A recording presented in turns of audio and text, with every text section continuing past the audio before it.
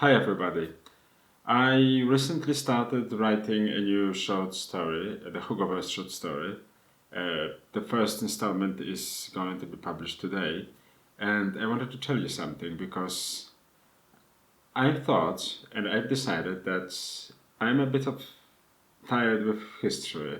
I love history, don't get me wrong, but this time I really wanted to write something totally contemporary, like Venice, contemporary Venice, vampires. Hugo goes there and is somehow entangled with the old feud between the vampires and the Nuns Templar, which made their first appearance in my second short story, Theodora's Necklace. And I wanted it to be purely contemporary, like no history, just here and now, like more visceral, more like conflict, something like this.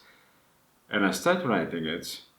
The first scene, Hugo is visiting the vampire's den, and I don't know why, out of nowhere, I have this idea that it's actually about an old icon, Byzantine icon, and everything goes back 700 years ago. And it was so attractive, it was pulling me so much that I couldn't really say no. And I started thinking that I really can't help myself. And I have to write history. I don't know, it's always tempting. I always love this kind of, this centuries of things that have been going on, this kind of longue durée or long duration of things, of societies, of nations.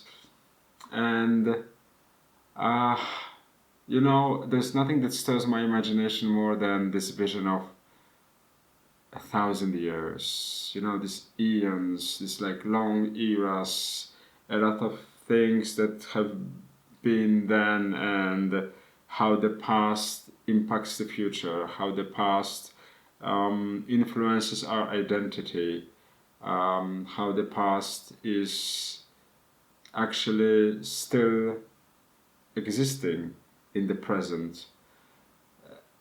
Then I've realized that actually it's one of my really, really strong themes of my work, of my creativity, and I can't really just throw it away and get rid of it. So yeah, it seems like a lot of my work will have this kind of history component, this kind of intermingling of the past and the present, and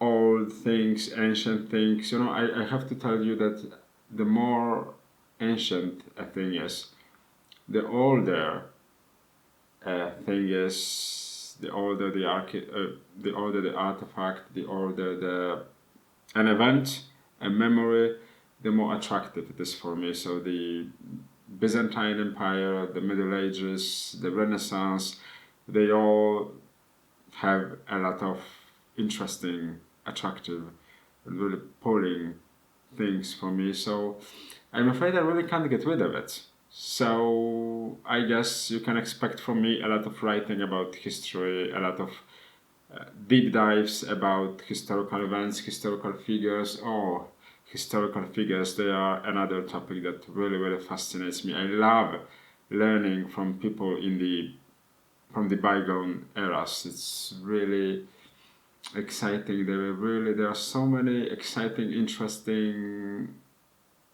fascinating people who lived so many, many generations ago.